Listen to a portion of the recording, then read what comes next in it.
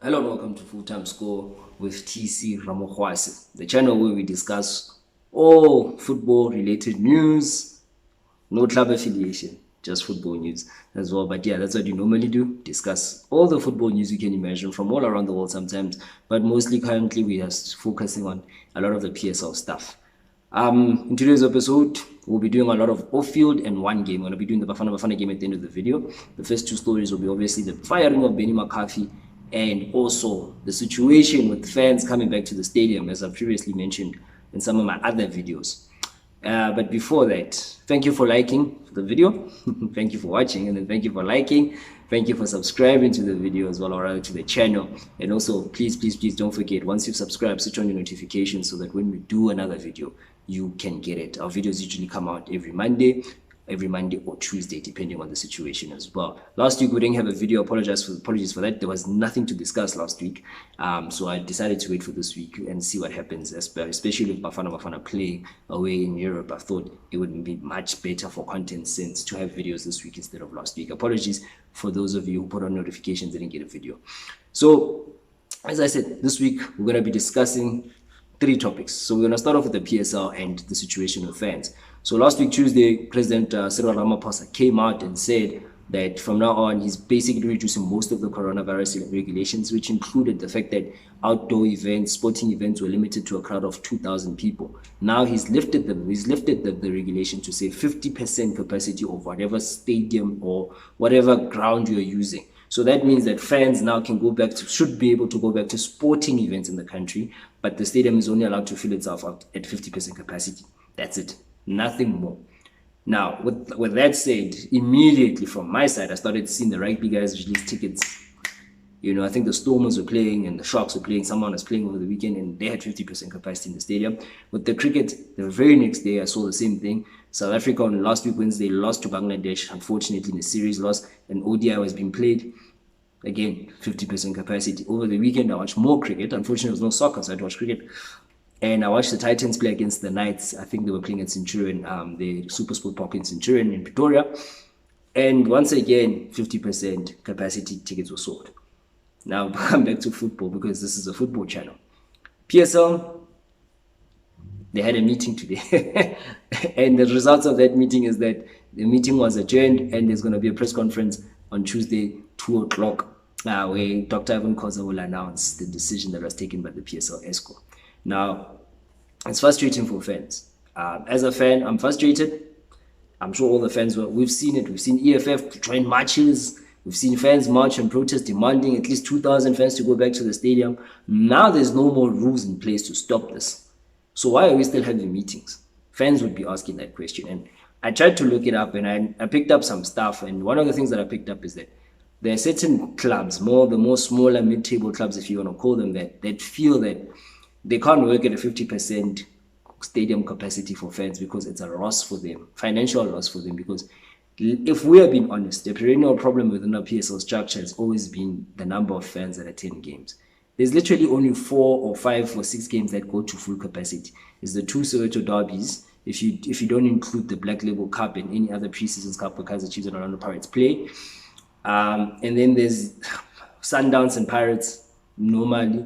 Then there's Sundowns and Kaizer Chiefs normally. So those are the 3 games, and that's 2 each. So that's about 6 games a season where stadiums are generally at a capacity. Other games, more or less, they don't get to full capacity. But generally, if you look nowadays, Mamelodi Sundowns get about 60% capacity of Loftus or Atteridgeville or wherever they go. Kaizer Chiefs have always been a club where I never believe that Kaizer Chiefs have such a thing as an away game, because whether they go to Cape Town, they go to Christiana, they go to Valcom, Rustenburg, wherever, generally there's about 50 to 60% capacity for Chiefs only. So they don't have away games, similar to Orlando Pirates. Because of the brand and the structure of the clubs, they don't necessarily have away games. So for them, they don't have the problem of fans wherever they travel. But a smaller club has a problem that if Amazulu maybe play Golden Arrows, more or less the stadium doesn't necessarily get full. It's about 40 to 50%. So now some of the owners of the PSL clubs feel that a 50% capacity works against them because you have to pay for security, because there has to have a certain amount of security guards there to guard. Nowadays, I'm sure there's certain things that they have to have that will make sure that a guy is vaccinated, a guy doesn't have, like the thermometers to check if you don't have a certain amount of temperature, the screening procedure as well. That's also another expense for a football club that's hosting the event as well. Some of the bigger clubs I've been to Sundowns games as a student. For no reason whatsoever, you find Casper in your vest or some artists coming to perform.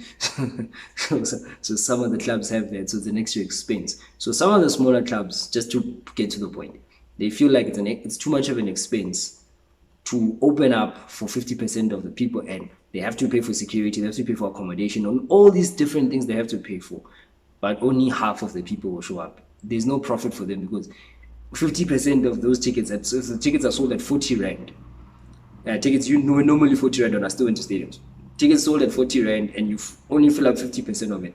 It won't cover you hiring the securities, you hiring the fencing, you hiring whatever and everything around to accommodate those fans. That's where the issue is, and I believe that's what's being discussed from what I've read and what I've tried to research so that I can do a proper video on it.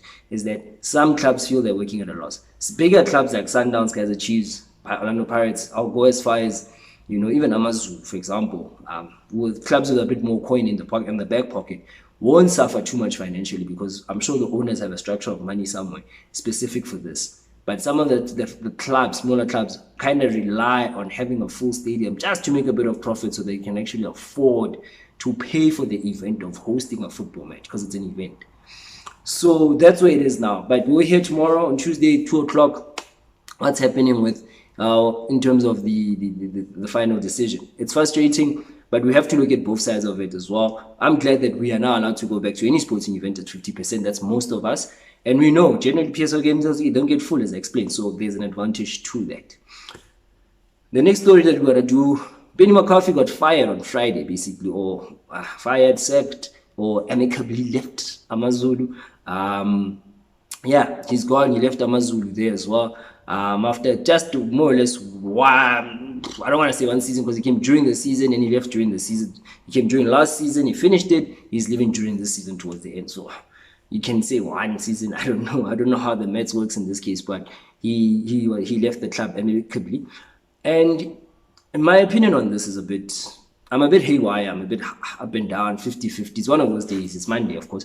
So I'm 50-50 on a lot of stuff. When it comes to Benni McCarthy, let me speak of Benni McCarthy as a coach. He's one of those up-and-coming coaches. He's a young coach. His age is not young, but his career as a coach is young. That's why I'm referring to him as a young coach. He's young, up-and-coming. He went to Cape Town City, and he did a solid job. Cape Town City, he seemed to get the best out of the players. He seemed to have something. I believe they were in a cup final if they didn't win a cup. And they looked good. They looked solid. Second season comes back. Things start to fall apart. He starts having arguments with players. He starts having arguments with some of the refs and then he was gone. And it happened again at Amazulu. First season, Amazulu comes second. They qualify for the CAF Champions League. We're like, wow. He wins controversially. He wins Coach of the Year award. Amazulu had never been that high in the league. Amazulu have always been a mid-table to almost a lower table team, especially in the PSL era. I know back then in the apartheid era, they were quite a top team when things were completely different. But then in the PSL era, they've struggled. They had to rebuy status to get back into the PSL. And then Mr. Zungu came in with his family. They took over the club. They bought all these quality players. They brought in Benni. Now, Benni did the job for them last season. This season, it hasn't worked out. They're currently lying 13th on the log. I looked at Benni's record. He coached 59 games as head coach. He won 23, lost 14, drew 22 games. It's more or less an even balance for me. But when you think about, or when I read the club statement or Mr. Zungu's statement, he said that he told the mandate for Amazon is to be a top 4 club every season. All right, that's one element of it. And I want to get to that.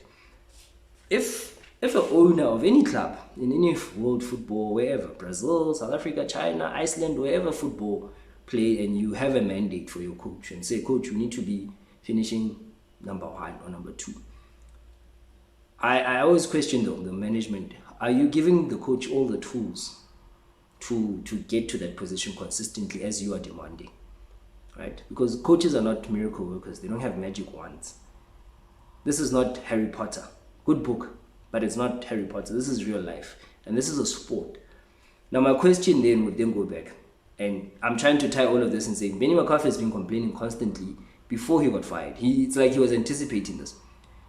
He's been complaining about he wanted more strikers in the post-season, or rather before the beginning of the season. And it seems like management didn't get him any strikers or any players that could help score because they have a goal scoring problem.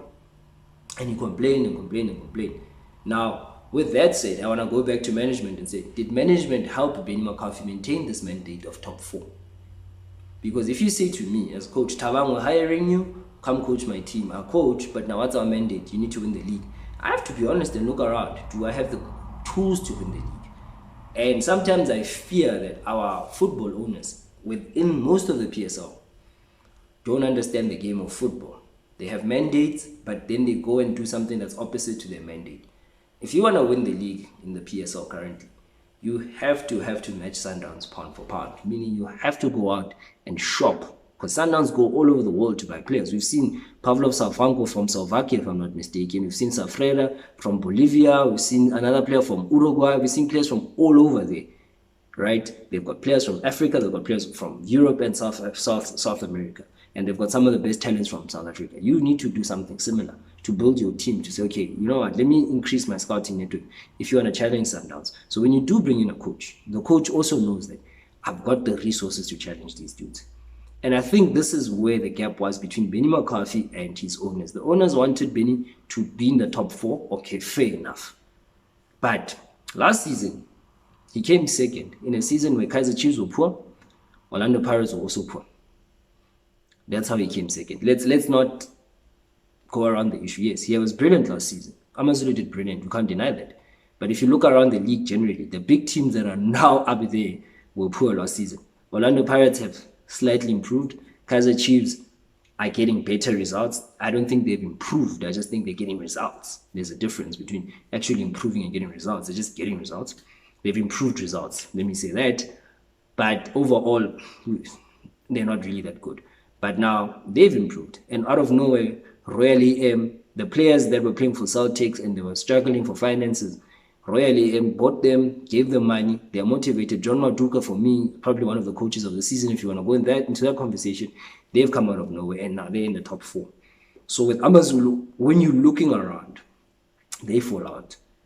But you have to also look, what have Royal EM done? What Kaizer Chiefs done in the offseason? For all we can say, Kaizer Chiefs went out and bought players. Also Pirates, they went out and bought players. They got 2 coaches. They tried something. So what did Amazulu do in relative or in respect to their mandate? That's the only question I have. And for me, naturally, I always question owners. Our understanding of football as owners of football, where is it? Because I've seen some clubs around the world not meet a mandate. I've seen clubs go, this manager's job is to get top 4, for example. And I've seen him not get top 4, but I've seen him go out the next season and the club has bought him players and done what he needs to do. And then they've given him another chance to try and achieve that. So that also is a possibility because chopping and changing coaches is not healthy. They've brought in Brendan Pruter. I rate him. He's a good coach. We saw what he did at Swallows. But it's the same thing. They're firing one coach for getting too many draws. Then the higher coach who has a reputation of getting more draws. Question is, where's this? What is this? What are we doing? Where's the balance here? But they've made the decision. I think Pruter's a good coach. He showed it at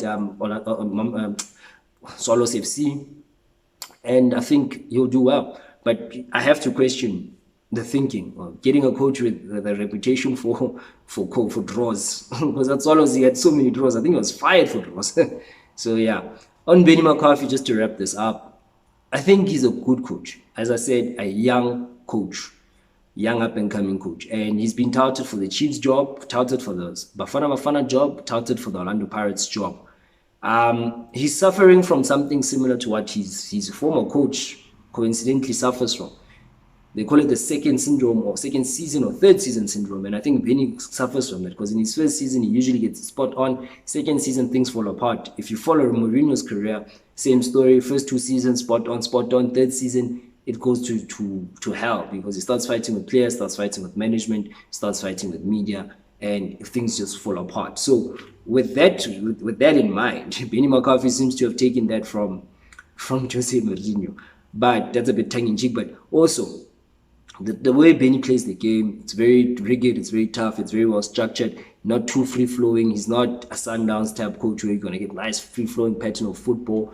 He likes it rigid, he likes it tough, he likes, makes it very difficult for you guys to score against him, but then he also then scores. And he prepares quite well for games. I've seen tactically, I think I rate him highly tactically because I've seen how he would play, maybe for example against the Sundowns, and what he would change when he goes to play against the Chiefs, how he would change when he plays another team. So that goes to show that there's a lot of tactical preparation, there's a lot of thinking, there's a lot of there's a lot of information sharing there that happens in Benny's little locker room wherever he goes as a coach. The only thing I wonder, if he goes to coach Pirates, we know what happens with Pirates, that the management technical team is more or less in control of the team. Will Benny then not clash with the Screamer Chabalalas and the Floyd Mbelos of this world? If he coaches Chiefs, will he then not have the same issues that he had at Amazulu, where it's, I don't have quality players, get me quality players, get me quality players? And we know Kaizer Chiefs and spending on quality players has always been a problem. So I don't know about him joining those two clubs. I would love to see him join Pirates. I think it would be something because he's an ex-player. He had a pretty successful stint. I think he was there for 2 seasons. They were quite successful during that time. I'd love to see him play for Pirates. I would be interested to see how that goes. But as I said, I have my one doubt, and that would be the relationship between him and management. Unless management changes the attitude and say, this is a European champion, this is dude who's done it all, let's respect him. That could also be a possibility because people are different and people get different respects in different circles. But he's already been linked to 2 jobs. The Bafana Bafana job, obviously, he's not going to get it. Not now anyway. And I don't think Benny would suit Safa's mandate and Safa's mentality. I think Benny would fight with everybody because Benny is a talker. And coaches like Benny, Gavin Hunt, who talk straight, even Peter Msimani, coaches who talk straight about issues, don't get jobs. Shakes Mashava is still out of the job, and he used to speak straight. Whether he agreed or disagreed with him, he used to speak straight. That he's out of a job, doesn't have a job. A coach with the best record as a Bafana Bafana coach, out of a job. Gordon Niggerson, 3 titles, out of the job. Gavin Hunt, 4 titles, out of the job. Say something. Last topic, Bafana Bafana. They played against Guinea on Friday night. So before the games, my thinking was Bafana Bafana should try and match Guinea. At worst, get a scoring draw. 1-1, 2-2, 3-3. Don't lose the match. But at least look like you want to win the match, right? Because we're not going to beat France. And that's fair enough. I'll talk about the France game. But the Guinea game for me was important because these are the teams that we play against on a regular basis. It's nice and all to go to France and play against France, world champions, Mbappe, all these dudes. It's great. It's also nice to play against all these other nations, Brazil, Korea, whoever. But at the end of the day, we are measured against Guinea because when we want to qualify for AFCON, we have to play with Guinea. Once we get to AFCON, we play Guinea. You understand? Meaning we play African teams. So whenever we play African teams, we must look like we must be testing our level in relative to them. Because at the end of the day, they are our stiffest competition. We are not in the same league as France or Brazil or whoever. I'm not saying we mustn't play them. It's good to play them. But with them, I think the mentality should be different to when we play an African team. Back to my point. So Friday, I wanted to see us go for it against Guinea. I wanted to see Bafana Bafana look like they want to beat Guinea because this is the acid test. When you want to qualify for AFCON, you play Guinea. When you want to qualify for World Cup qualifiers for 2026, you play Guinea. You're going to play Guineas, your Ivory Coast, Cote d'Ivoire, all these guys. Those guys are the ones you play. So when you get a chance to play them in a friendly, it is a time to measure yourself against them. We're not going to measure anything against France on Tuesday night. We're not going to see much. Especially if it goes the way we expect it to go. We come into the game, coach 4-2-3-1. Yeah, 4-2-3-1. He gives a couple of debuts. I think Tamamonare and Koliso Modau. They got their debuts for Bafana Bafana. Congratulations to them. It's an achievement. I believe it's every soccer player's dream in South Africa to play for Bafana Bafana one day. And yeah, man, first half was very good, actually. I thought it was a good first half. Not very good. Might be exaggerating slightly, but it was good. Bafana Bafana played on the transition, high press, win the ball in a higher in the third of the final third or the highest third of the pitch, and one-on-ones. I think we had 4 or 5 one-on-ones we missed. Dolly missed, Mahopa, Lau Foster, we missed. Monari missed. We missed. We really missed, and that was sad to see because we were doing so well pressing them, inducing errors, unforced errors in their case, forcing errors from our side. But now instead of using that and scoring, we missed and missed and missed and missed and missed and missed. And it was not nice to see that. I actually thought we could have won the match in the first half. I think we could have got 2 or 3 goals in the first half and sealed the game there. We didn't. And second half, the Guinea coach made some changes. Guinea stopped playing out from the back. First thing they stopped doing. And our press became ineffective. And obviously, you can't press for 90 minutes. Even the best teams in the world don't press for 90 minutes. So once our press started going down, once Guinea changed the structure and the mentality and fixed up their mistakes, which we should have expected, we didn't have a response to that. And that's the most disappointing thing because the game became an absolutely nothing game. That was not Guinea's best team, by the way. And this is what we apparently believe is our best team. I don't believe that's our best team, but the coach believes it's our best team, right? And some of the media members believe it's our best team, and some of the fans believe it's our best team. So we stick with that. And second off, we did nothing. Didn't look like scoring. Did you even get a shot on target in the second half? I don't even know. It was a wash. What a waste of a Friday night for me. And worse, we had to watch it on YouTube because the game was not live on television. It was streamed on YouTube. Another question about all the stuff that's going on. I don't even know how to feel about that game, man. I said at the beginning of the segment that we test ourselves against African teams. For me, that's what the standard is. The African teams are the teams where I want to see us play a certain way. Against France, I don't expect to win. But one thing I would like to see is us making it as difficult as possible for them to win. I watched France immediately after the Bafana Bafana game. I watched France and Cote d'Ivoire, Ivory Coast. Ivory Coast was solid. They scored first even, and they made it difficult for France to score. France scored in the second half, I believe, and won the game 2-1. Are we at that level? Realistically, no. But I would like to see us try to do something similar to what Ivory Coast did and just give it to them a bit. Just make it difficult for them. Yeah, fine. In terms of quality, obviously, we can't match them and we never are. But tactically, show some passion, show some character. Try and see if we can keep it tight, if we can make it just slightly difficult for them to score. Then I'll see us go somewhere and maybe we can take it somewhere. I don't know. That's what I would like to see against France. Against Guinea, as I mentioned, I would have loved to see us go for it. Just go. But it speaks to another thing for me. Coaching. I'm still struggling to identify tactically what we're doing as Bafana Bafana. I see all the other stuff. I see the change in mentality, the bringing of young players, the combinations he's trying. I see that. I really do see that. But when you get onto the football pitch where it actually matters the most, you can say whatever you want in the media. But if you can't get it right on the pitch, then I have a problem. And I've watched each and every game of Hugo Bruce since he took over. All the games, even the friendlies, whatever. I've watched them all till Guinea, and I'm going to watch France again. I'm going to watch all those games until he leaves. And not because I want him to leave. I'm going to watch every Bafana Bafana game, regardless of who's coaching. And watching those games is painful, tactically, because I'm still struggling. I think I've watched 8 games or something. Still struggling to identify what he does. During the game, he took out Mval and put in Brooks. Why? What was the effect of that? Because Brooks is of 4.